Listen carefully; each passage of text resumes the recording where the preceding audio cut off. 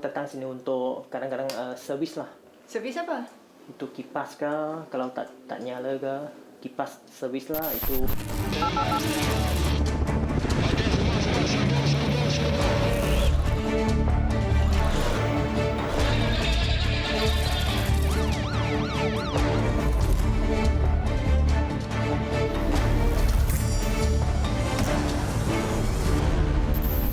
Assalamualaikum dan salam sejahtera. Bertemu kembali dalam 999 edisi 20 Julai 2021. Saudara, jenayah mencuri elektrik yang didalangi sindiket mata wang kripto atau Bitcoin mining dikesan semakin meningkat setiap tahun. Baru-baru ini, cawangan risikan dan operasi D4 Jabatan Siasatan Jenayah Bukit Aman menyerbu 20 premis yang melombong Bitcoin di sekitar kawasan Puncak Alam, Selangor. Persoalannya, bagaimanakah jenayah ini mampu memberikan kesan kepada penempatan berhampiran? Ikuti laporan khas kesan sebalik lombong Bitcoin disediakan wartawan Syahira Azhar.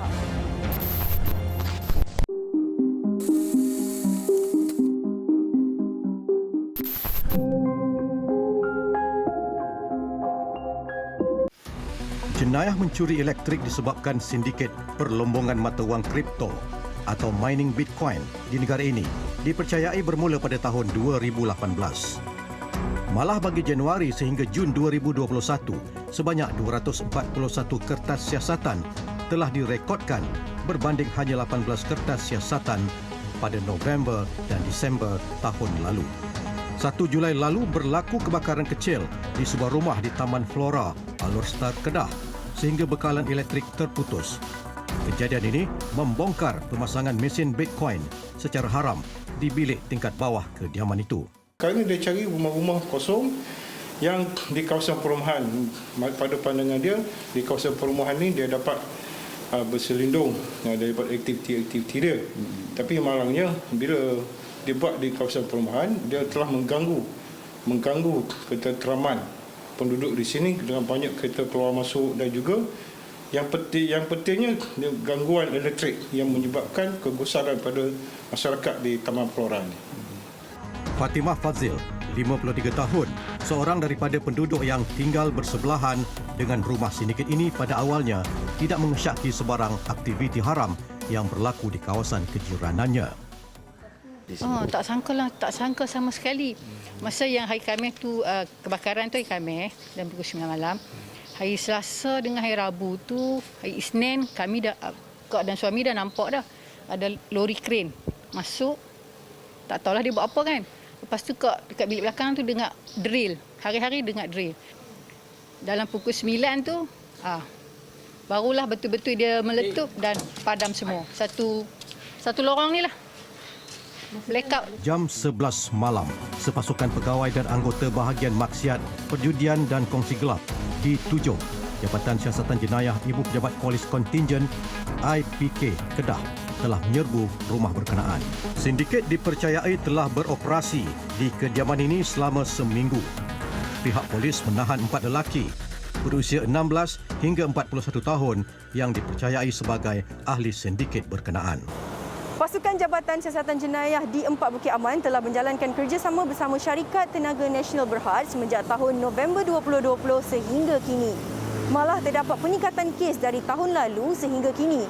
Sebanyak 38 juta ringgit nilai rampasan mesin Bitcoin telah direkodkan.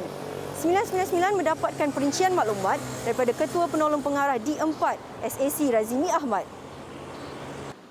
Menurut SAC Razimi Ahmad, pihaknya mendapati sindiket ini bukan sahaja menggunakan kawasan pedalaman sebagai pusat menjalankan kegiatan mereka. Malah, kini modus operandi lebih tertumpu pada kawasan yang sedang membangun.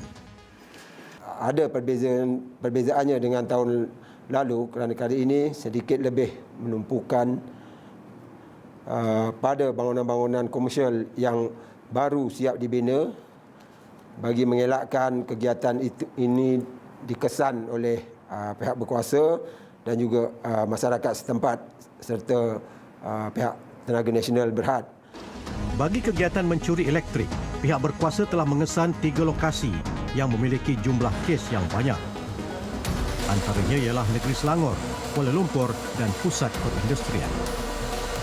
Ini disebabkan ketiga kawasan ini merupakan pusat pembangunan, perindustrian dan juga komersial dengan wujudnya bangunan-bangunan baru dan menjadi tumpuan pelaburan. Sindiket ini kebiasaannya akan beroperasi 24 jam tanpa henti. Premis turut dilengkapi sistem keselamatan seperti pintu besi dan sistem pengawasan kamera litar tertutup CCTV. Sindiket ini juga mengubah suai situasi dalam premis yang hendak mereka gunakan. Contohnya mereka akan membuat penyerap bunyi kerana mesin Bitcoin ini bila dia beroperasi 24 jam, kalau banyak mesin tu dia akan mengeluarkan bunyi yang bising. Bagi Januari hingga Jun 2021, pihak TNB telah mengalami kerugian sebanyak 38 juta ringgit melibatkan kecurian elektrik sindiket melombong Bitcoin. Menurut Pengurus Besar Rangkaian Pembahagian TNB, Kamarul Azam Abu Kasim, pihaknya mendapati sindiket Bitcoin bukan sahaja memberi kesan kerugian kepada pembekal elektrik, malah kawasan penempatan berhampiran turut menerima impak yang sama. Kemungkinan berlakunya kerusakan pada peralatan-peralatan di premis-premis lain sebab berlakunya boltan tinggi dan sebagainya menyebabkan peralatan-peralatan di premis-premis lain juga akan mungkin terkesan. Yang paling penting adalah sebenarnya risiko keselamatan in term of nyawa dan juga harta benda disebabkan berlakunya kemungkinan berlaku litar pintas dan yang mana kita dapat lihat di dalam kes-kes sebelum ini berlakunya kebakaran di premis tersebut yang menyebabkan premis-premis lain yang bersebelahan juga akan terdedahlah kepada risiko kemusnahan harta benda tersebut. Tren jumlah kes yang melibatkan kecurian elektrik didapati meningkat sebanyak 100% sejak tahun 2018, di mana hanya 610 kes pada tahun itu dan pada tahun ini mencecah sehingga 3,000 kes. Setiap tahun peningkatannya satu kali ganda lah ataupun 100%. Dan yang membimbangkan kita adalah kita sebagai pengguna, saya, tuan-tuan dan puan-puan semua adalah juga terlibatlah dalam perkara ini sebab kita perkara ini akan membebankan industri elektrik secara keseluruhan dan juga dari segi tarif dan sebagainya dan juga isu-isu keselamatan yang saya sebutkan tadilah. Ekoran kes melibatkan sindiket Bitcoin semakin meningkat. Pihak polis telah mempertingkatkan penguatkuasaan bagi memantau jenayah mencuri elektrik di seluruh negara. Baru-baru ini pasukan dari bahagian D4, Jabatan Siasatan Jenayah Bukit Aman yang diketuai DSP Mat Azhar Mat Naim telah menjalankan operasi bagi membongkar lombong Bitcoin secara bersepadu bersama Syarikat Tenaga Nasional Berhad TNB. Lokasi serbuan tertumpu di kawasan perindustrian dan perdagangan Puncak Alam Selangor. Operasi ini berjaya menahan 4 lelaki warga tempatan berusia lingkungan 40 hingga 42 tahun yang ditugaskan untuk menjaga premis Bitcoin. Saya memang datang sini untuk kadang-kadang servis lah. Servis apa? Itu kipas ke, kalau tak nyala ke, kipas servis lah. Itu IC. Ni kamu punya kah? Hah? Kamu Bukan. punya kah? Kerja lah. Saya kerja saja. Berapa gaji? 3,000 sebulan. Sebulan? Ya. Berapa kali datang sini? Seminggu sekali lah. Seminggu sekali. You tahu tak you buat ni salah? Tahu. Salah apa? TNP curi elektrik. Curi elektrik? Ya. Kenapa you buat kalau you tahu salah? Tak ada kerja. Ya ke? Sebanyak 20 premis Bitcoin telah diserbu. Kesemuanya melakukan pendawaian elektrik yang tidak dibenarkan oleh pihak Suruhanjaya Tenaga dan TNB. So dia punya pemasangan tidak mengikut standard dan menyebabkan inilah puncanya berlakunya kebakaran dan sebagainya. Dia akan menyebabkan beban di kawasan ini melebihi kapasiti dan melebihi kapasiti akan berlakunya breakdown lah. Dia akan mengganggu pengguna-pengguna lain-lain. Bekalan gangguan akan terganggu.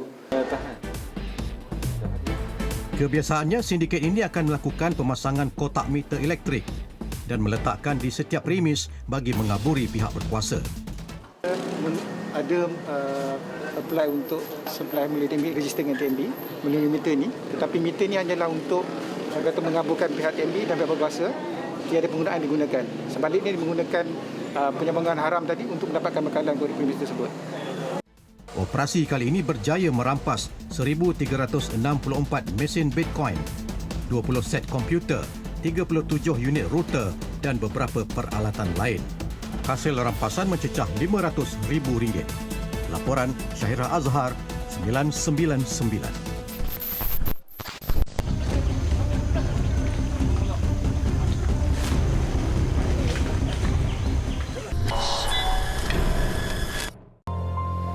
Sangkaan kumpulan penagih yang tiadanya, operasi yang dijalankan ketika Perintah Kawalan Pergerakan meleset sama sekali. Baru-baru ini, sarang dadah di kaki bukit Gunung Kriang, Kedah yang difahamkan mempunyai hanya satu jalan masuk dan keluar diserbu. Intipan selama 2 minggu di lokasi membuahkan hasil bagi sepasukan anggota dan pegawai bahagian siasatan jenayah narkotik Ibu Pejabat Polis Daerah Kota Star.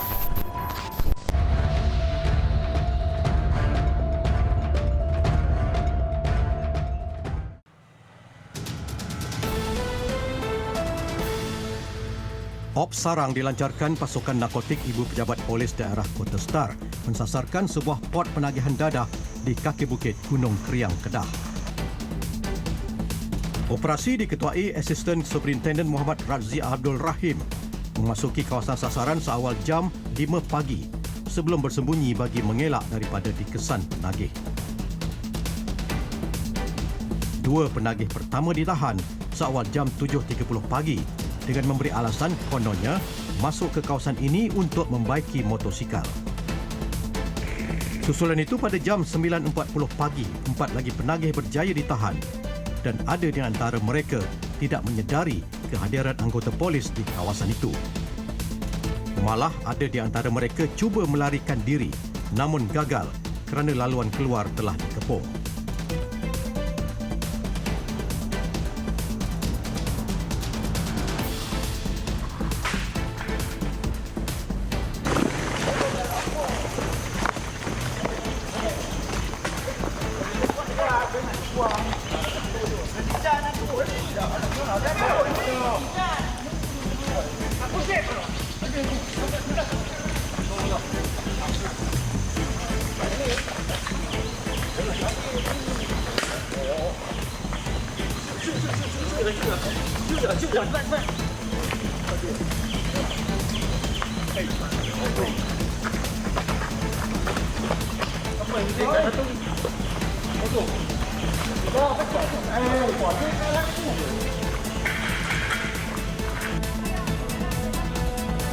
Dipercayai waktu kemuncak kumpulan Matpet memasuki kawasan ini sekitar jam 11 pagi hingga 12 tengah hari.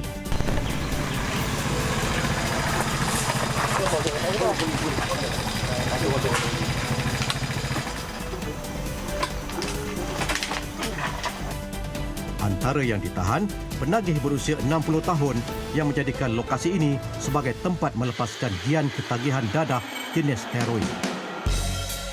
Suspek turut mengaku mula terjebak dalam kancah dadah sejak berusia 30 tahun.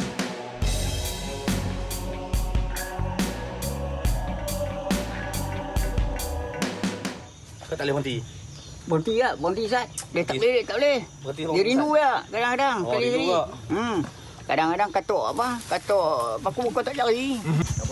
Turut ditahan lelaki yang dipercayai tokan atau pusher dadah bersama sejumlah heroin yang diletakkan di dalam bekas. Hasil semakan polis mendapati individu sama pernah ditahan pada tahun 2018.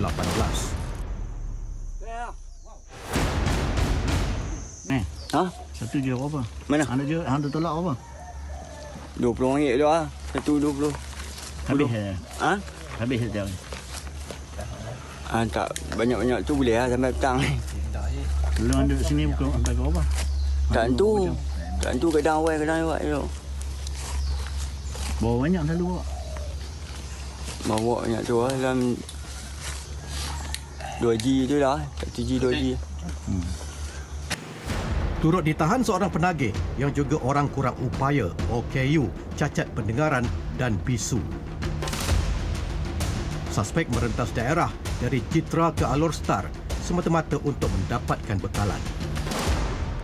Perancangan rapi dengan menempatkan anggota di atas gunung untuk memantau pergerakan keluar dan masuk serta 2 anggota yang berperanan sebagai sprinter bagi mengejar penagih menjadi formula utama dalam operasi ini. Kawasan ini merupakan kawasan perkampungan. Untuk masuk ke kawasan ini juga kita terpaksa melalui kampung-kampung. Jadi kita harus memastikan bahawa operasi yang kita lancarkan pada hari ini tidak dapat dikesan oleh penduduk kampung juga.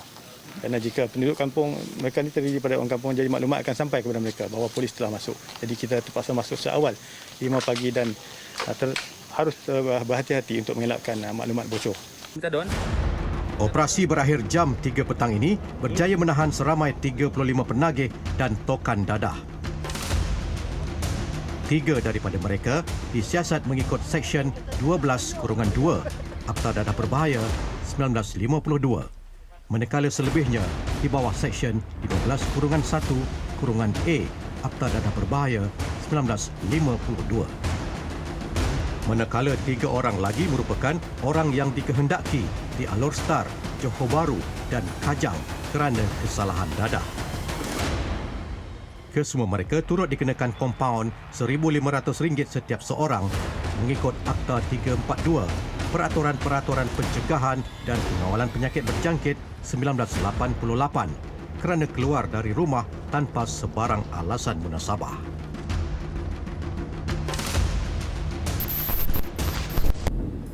Seorang penuri getah hilang dipercayai lemas setelah terjatuh ke dalam sungai Kuala Pai, Padang Terap, Kedah pada 27 Jun lalu. Sehingga kini mayat mangsa belum lagi ditemukan. Perinciannya dalam tragedi 999.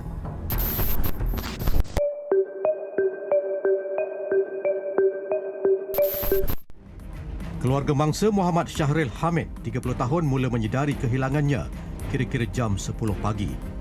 Abang bangsa Azmi Hamid, 32 tahun, mendakwa bertemu adiknya ketika sedang berjalan kaki berhampiran sungai pada hari kejadian sebelum mengarahkan adiknya pulang ke rumah. Di lokasi kejadian, Azmi hanya menemui motosikal, selipar dan rokok milik bangsa di tebing sungai. Selepas 30 minit melakukan pencarian di kawasan kejadian, Muhammad Nur Azmi bertindak menghubungi pihak polis dan bomba bagi memaklumkan mengenai adiknya yang disyaki lemas. Jarak lokasi kejadian 1 km dari rumah keluarga mangsa. Terujung tu jumpa dia. Kita suruh dia balik. Dia balik. Lepas tu kali kedua dia keluar tu, kita tak ada nak keluar ikut dia. Dia keluar main tengok, lama tak balik. Tengok ada motor tinggal itu. Ada kasut lah. Sementara itu, bapa mangsa Hamid Yaakob, 61 tahun, menerima berita mengenai anak ketiganya ketika berada di pusat penerimaan vaksin Kuala Nerang.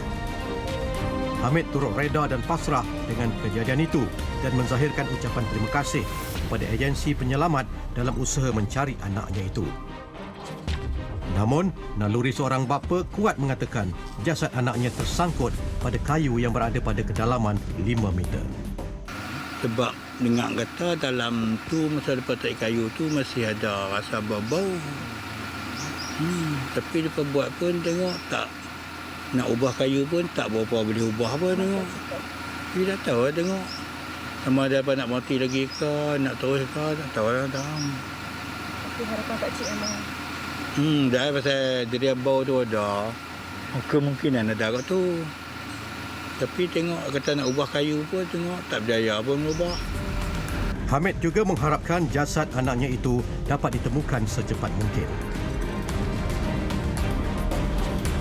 Sementara itu, Ketua Zon 1 JBPM Kedah, Wan Hamizi Wan Muhammad Zain memaklumkan sepanjang operasi pasukan penyelamat di air PDDA mengalami kesukaran untuk menyelam ekoran terdapat banyak kayu dan ranting besar di dasar sungai dengan kedalaman lebih 5 meter itu.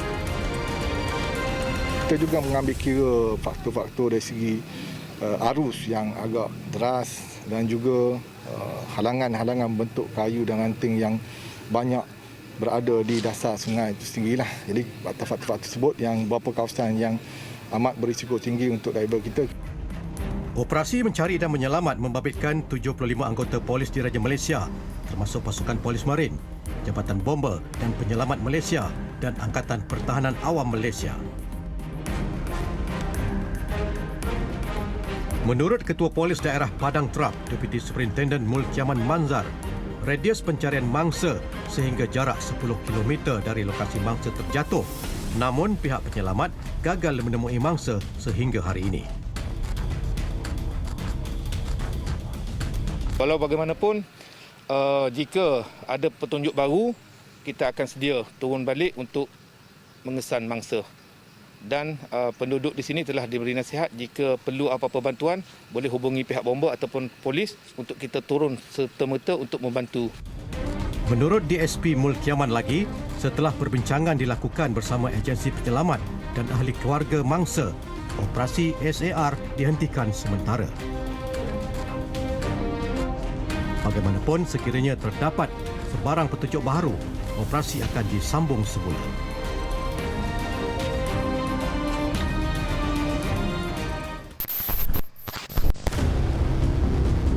Mau pergi mana? Ikat dulu. Boleh tengok tak?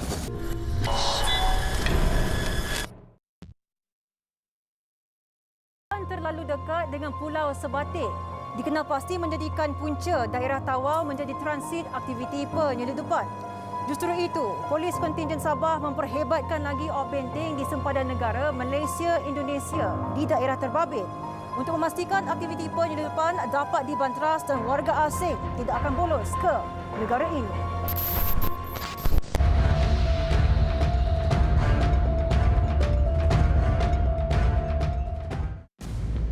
2 tahun lalu, daerah Tawau pernah tersenarai di tangga teratas jenayah penyelundupan tertinggi di Sabah.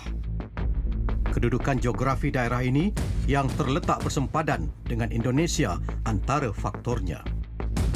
Selain permintaan tinggi dari Indonesia ke atas barang subsidi Malaysia, sepadan terlalu dekat dan faktor sempadan terbuka pemilik tanah yang sama di Pulau Sebatik dikenal pasti menjadi transit kepada aktiviti penyelundupan. Pernah dilaporkan berpuluh ribu tong gas cecair memasak bersubsidi ditemui berada di Tawau dan menanti masa untuk diseludup ke negara jiran melalui jalan laut ke Pulau Sebatik. Penganalisis jenayah Kamal Afandi Hashim menceritakan pengalamannya yang pernah diminta oleh sebuah syarikat pembekal gas petroleum cecair untuk berkongsi idea dalam usaha membongkar aktiviti penyelundupan bahan api ini di pulau dua negara itu. Klien tu minta saya memastikan lokasi sebab dia ada satu maklumat tapi maklumat tu tak berapa tepat, sebelum ni tak tepat. Jadi saya dengan tim saya terbang ke sana dan kita canvass area sebesar-besar Tawau tu. Dalam masa 1 hari kita dah jumpa dah beberapa tempat yang berkemungkinan menjalankan aktiviti ni.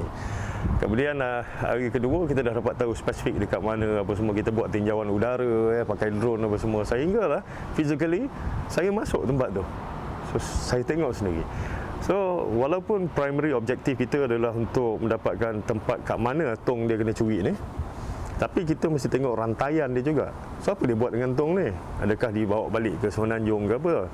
Jadi kita dapati sebahagiannya adalah dengan mengisi dan menjualnya untuk penyelundupan. Jadi teori saya ialah kerana dia tak rugi, okay, bila guna tong orang lain, makanya dia teruskan buat. Tak percaya tengok je lah laporan akhbar apa semua, pergi tengok tong warna apa yang banyak ditahan. Bukan warna biru, bukan warna jingga, tapi warna kuning. Bukan sahaja Tawau, malah daerah bersebelahan iaitu Semporna turut menjadi sasaran penyeludup.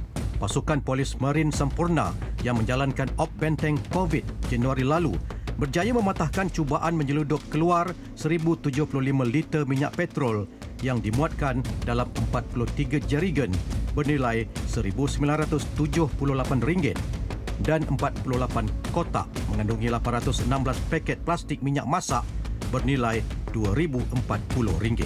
Serbuan yang dijalankan di Pondohan, Kuala Bibang turut menahan 2 lelaki dipercayai penyeludup serta merampas sebuah bot jongkong yang digunakan suspek bersama 3 enjin sangkut bernilai keseluruhan RM40,000. Timbalan Pesuruhjaya Polis Sabah Datuk Mazli Mazlan menyertai rondaan pemantauan polis Diraja Malaysia PDRM ke Pulau Sebatik 6 Julai lalu dalam usaha memperketatkan lagi op benteng di sempadan negara. 999 turut menyertai rondaan ini yang turut disertai Ketua Polis Daerah Tawau, Assistant Commissioner Peter Umbuas, Pegawai Jabatan Immigration, Pegawai Jabatan Kastam Diraja Malaysia Tawau dan Kawasan Keselamatan Khas Pantai Timur Sabah, Eskom.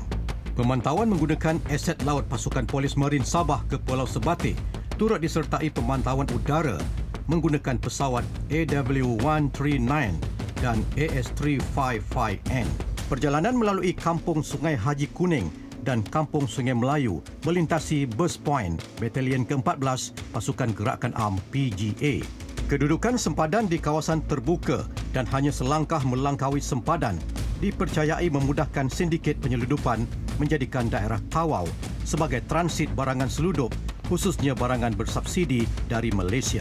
Satu lagi pos kawalan PGA iaitu Pos Sungai Melayu ditempatkan di sini. Pemeriksaan ke atas bot-bot penduduk yang melintasi perairan dari Pulau Sebatih sering dilakukan bagi memastikan tiada sebarang perlanggaran undang-undang berlaku. Hasil pemeriksaan mendapati bot ini tidak melakukan sebarang kegiatan jenayah dan mematuhi peraturan yang ditetapkan. Rondaan udara turut dilakukan di sekitar Serudong yang terletak 96 km dari Kalabakan. Serudong merupakan kawasan terpencil di daerah Tawau dan terletak paling hampir dengan sempadan Indonesia di wilayah Kalimantan Timur. Saya mengambil kesempatan untuk mengadakan program community policing, menunjukkan keprihatinan Polis Diraja Malaysia dengan masyarakat kampung di sini yang terpencil. Ya, selain daripada itu, saya mengambil kesempatan untuk melihat penugasan op benteng kita di sini untuk memastikan penugasan kita diselaraskan dengan semua agensi penguatkuasaan. Bermula di Sungai Serudong sehingga perbatasan Malaysia-Indonesia di kilometer 11, Kanduangan dikenal pasti aktif dengan aktiviti kemasukan pendatang tanpa izin PTI. Laluan ini dipercayai kerap digunakan oleh tekong atau tonto untuk membawa masuk PTI dan barang-barang terlarang. Perjalanan darat menggunakan kenderaan pacuan 4 roda untuk sampai ke sini terpaksa menempuh laluan ladang dan kampung yang kurang sempurna. Sebuah pos kawalan Angkatan Tentera Malaysia didirikan di sini bagi memantau setiap pergerakan yang dilarang. Selain mengekang kegiatan jenayah rentas sempadan seperti penyeludupan, PDRM Sabah memperhebatkan lagi op benteng di sempadan bagi memastikan warga asing tidak bolos ke negara ini. Memandangkan jarak yang terlalu hampir dengan Indonesia, iaitu hanya kurang 45 minit perjalanan, penyeludup mengambil kesempatan memasuki negara ini melalui jalan tikus. Tiada sebarang pagar atau tembok yang membataskan pergerakan keluar masuk di sempadan kedua-dua negara. Itulah negara Indonesia di Kalimantan Timur. Ladang sawit sudah. Lebih kurang daripada kita punya tempat kita berdiri ini, sebenarnya kita berdiri di kawasan Indonesia ini. Kan jauh tanduk pada batu kita berdiri di negara Indonesia. Ini adalah negara Indonesia. Hanya batu sempadan dan papan tanda sahaja yang menjadi pemisah antara dua negara. Hasil daripada pemantauan ini kita mendapati bahawa terdapatnya laluan-laluan baru yang memudahkan kemasukan bukan saja pendatang asing tetapi melibatkan juga aktiviti penyeludupan yang berlaku di kawasan sempadan negara. Dengan itu kita akan memperketatkan lagi kita punya ops benteng ini agar aktiviti-aktiviti ini dapat ditangani lebih-lebih lagi dalam keadaan kita berhadapan dengan pandemik COVID-19 ini, yang mana kemasukan melalui sempadan yang berhampiran dengan negara kita ini boleh menyebabkan penyebaran lebih banyak wabak COVID-19 khasnya di kawasan penempatan-penempatan yang terletak di sempadan negara kita di beberapa kawasan yang telah kita kenal pasti itu. Bagi membendung kemasukan pendatang tanpa izin, PDRM mengadakan kerjasama dengan pihak berkuasa Indonesia dan pengurusan ladang supaya bertindak membuat laporan sekiranya mendapati ada kemasukan pihak berkenaan. Halimdin 999.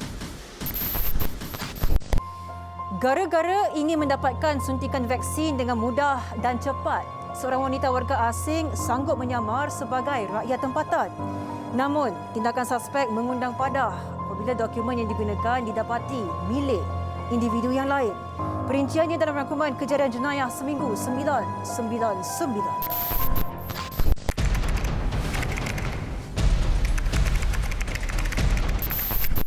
Mahkamah menjatuhkan hukuman penjara 12 bulan setelah tertuduh didapati bersalah menggunakan kad pengenalan milik warga tempatan bagi tujuan mendapatkan 2 suntikan vaksin COVID-19. Tertuduh dilapor melakukan jenayah itu di Pusat Pemulihan Dalam Komuniti pada 13 Jun dan 14 Julai lalu. Kes disiasat mengikut Peraturan 25/1/C Peraturan Pendaftaran Negara 1990. 28 individu termasuk 12 wanita ditahan kerana terlibat dalam pesta khayal di sebuah kediaman mewah di Jalan Pudu, Kuala Lumpur. Pemeriksaan lanjut di premis menemukan dadah jenis ketamin dan kondom yang dipercayai digunakan untuk kegiatan maksiat. Kesemua suspek berusia 27 hingga 63 tahun ditahan dan disiasat di bawah Seksyen 22 Perintah Pengawalan dan Pencegahan Penyakit Berjangkit dan Akta Dadah Berbahaya 1952. Sebuah kenderaan yang membawa bekalan dadah terbabas ke tali air di Kampung Lambur, Wakaf Baru selepas dikejar polis sejauh 5 km. Walaupun pemandu itu telah meloloskan diri, pihak polis berjaya merampas 494 kg ganja. Kesemua ganja ini dipercayai diselundup dari negara jiran melalui pangkalan haram untuk diedarkan kepada lebih 900,000 penagih dadah.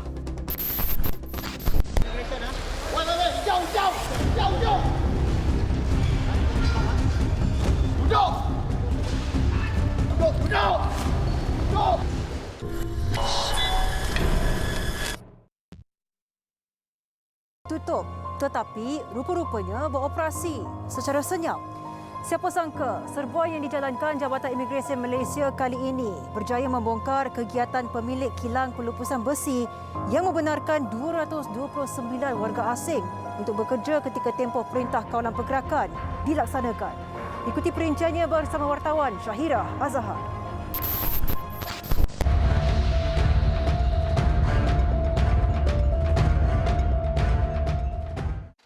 Op patuh telah diadakan secara besar-besaran di seluruh negara bagi membantras ketidakpatuhan prosedur operasi standard SOP sepanjang pelaksanaan Perintah Kawalan Pergerakan PKP.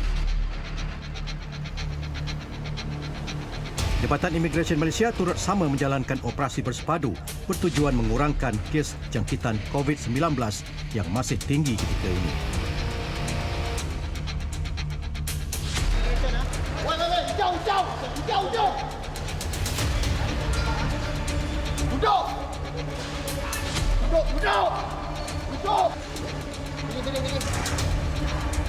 Baru-baru ini pasukan Imigresen Putrajaya telah menyerbu sebuah kilang pelupusan besi di Meru, Kelang, Selangor.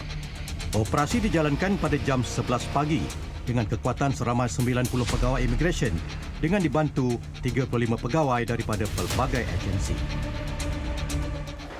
Kilang kita semula yang berada di sekitar Kelang ini dipercayai tidak terletak di bawah sektor perlu dan ketika serbuan dijalankan, hampir kesemua pekerja yang berada di dalam kilang ini melarikan diri.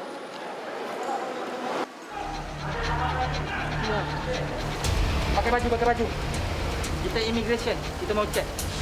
Okey. Bawa 3 barang tu. 3 barang. Nanti kita cek, kita semak semua. Sudah okey nanti kita bagi balik. Okey ya? Tak ada apa. Bagi kerjasama, tak ada masalah. Ada yang sanggup bersembunyi di sebalik tangki air bagi melarikan diri daripada pihak berkuasa. Namun, setiap percubaan mereka berjaya digagalkan oleh pasukan penguat kuasa. Pemeriksaan di lokasi mendapati bukan sahaja kilang melanggar dan tidak patuh SOP, malah turut melakukan kesalahan di bawah Akta Imigresen, iaitu menggunakan tenaga kerja warga asing tanpa dokumen sah dan tinggal lebih masa. Pekerja warga asing berusia 28 tahun ini dipercayai masuk ke negara ini pada tahun 2018 tanpa menggunakan laluan yang diwartakan.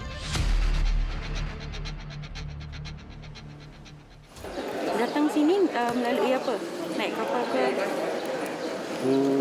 Naik kapal. Naik kapal dengan kawan-kawan. Ke Malaysia kan? Ada pasport datang Malaysia? Ada. Mana pasport?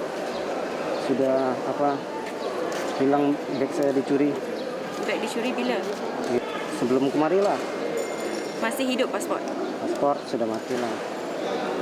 Tadi masa immigration datang apa lari? Lari ke? Lari. Kenapa lari? Tengok kawan lari terkejut. Ada di antara mereka memberikan alasan kononnya telah ditipu oleh pihak majikan yang menjanjikan permit kerja yang sah apabila bekerja di sini. Pasport belum mati. Tahun 2023 lah baru mati. Visa tak ada. Pelancong lah, masuk sini pelancong. Oh, tapi datang sini untuk kerja? Awal memang ya niat kerja. Bos ada janji bikin permit, buat permit, tapi sampai sini sampai bos, sini bos tak buat permit? Tak buat. Selain pemeriksaan ke atas dokumen dan pas pekerja asing, aspek pematuhan SOP PKP turut diperiksa. Kilang ini dikenakan tindakan kompaun oleh pihak polis dan Jabatan Tenaga Kerja Semenanjung Malaysia sebanyak RM10,000 dan RM20,000 kerana melanggar SOP PKP dan pengurusan tempat kerja. Hasil operasi seramai 229 lelaki pendatang asing tanpa izin berjaya ditahan. Kesemua tahanan berusia di antara 22 hingga 45 tahun. Ujian saringan COVID-19 turut dijalankan sebelum ditempatkan di depo tahanan imigresen Semenyih, Selangor. Kes disiasat mengikut Akta Imigresen 1959/63, Akta Pasport 1966 dan Peraturan-Peraturan Imigresen 1963. Laporan Syairah Azhar 999.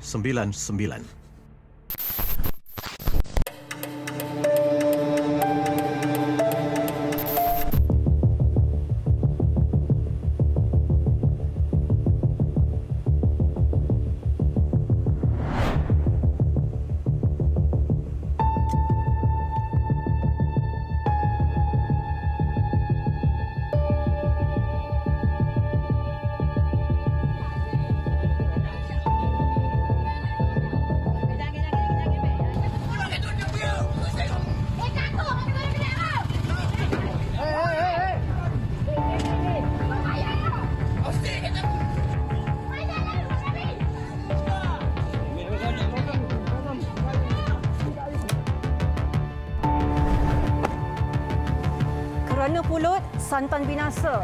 Kerana mulut, badan binasa. Gara-gara pelakuan ejek-mengejek, satu pergaduhan tercetus membabitkan 7 individu di Jalan Pasir Tumbuh, Kubang Krian, Kelantan.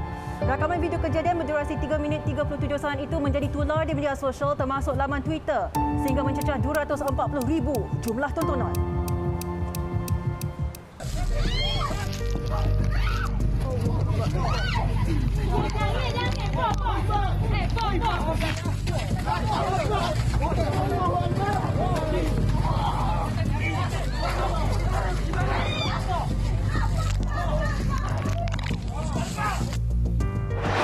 Tindakan kesemua suspek termasuk 3 wanita merusuh di tempat awam mengundang reaksi negatif netizen khususnya di kala negara berdepan pandemik COVID-19. Kru Viral 999 bertemu orang awam yang menyaksikan kejadian jam 5 petang itu. Masa kejadian itu saya duduk tengok buat air lah ke customer. Lepas tu saya tengok ada orang duduk tengah jalan, duduk main sepak-sepak. Saya jadi ramai geger lah sebab tak tahu gapo. Okey, duduk main tengah jalan gitu. Debar takut waktu bik pisah ke gapo kita bimbang juga. Masa kejadian itu kita ada duduk dalam kereta ni lah. Lepas tu kita bunyi geger luar. Jadi kita tubik lah. Kita tubik tu kita tengok kereta tu jeng. Kereta. Jeng tu panjang jugalah. Sebab kereta tu pakat berhenti berlaku. Kita tengok saja bila berlaku pergaduhan tu bergeluk semua tu. Jadi lepas tu barulah polis mari. Menurut Ketua Polis Daerah Kota Baru Kelantan, ACP Abdul Rahim Daud, kesemua yang terbabit telah pun ditahan untuk membantu siasatan. hasil ujian saringan air kencing mendapati 5 daripada mereka positif dadah jenis benzo dan amfetamin.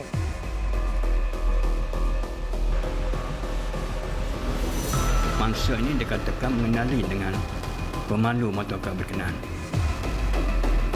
Daripada situ akan berlakulah pertengkaran yang membawa kepada insiden perkara.